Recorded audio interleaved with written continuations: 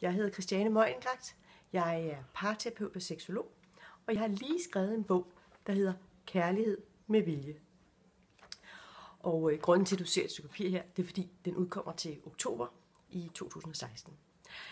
Jeg har skrevet den bog, fordi at jeg tror inderligt på, at vi kan elske hvert minut, hver dag. Og de færreste af os gør det faktisk. Fordi det kræver, at vi er bevidste om det. Det kræver, at vi ved det, og vi kræver også måske en lille smule hjælp til, hvordan vi gør. Og det giver jeg dig her. Jeg giver dig en lille øvelse, du får med. Prøv at tænke på i dag, hvor meget af det, du gør,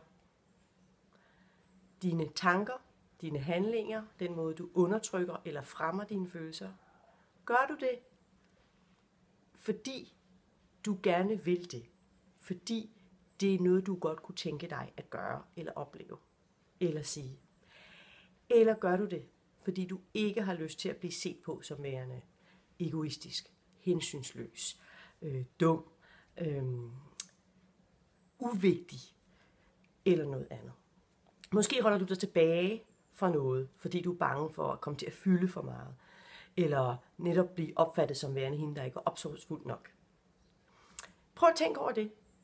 Det er det eneste, jeg beder dig om. Vær en lille smule bevidst om, hvorfor valgte jeg egentlig at gøre sådan?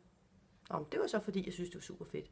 Men det kan også være, at du valgte det, fordi du ikke havde lyst til, at der var nogen, der tænkte eller syntes noget om dig. Nogen, der dømte dig. Og så vil jeg gerne bede dig tænke over, hvor meget dømmer du i virkeligheden dig selv.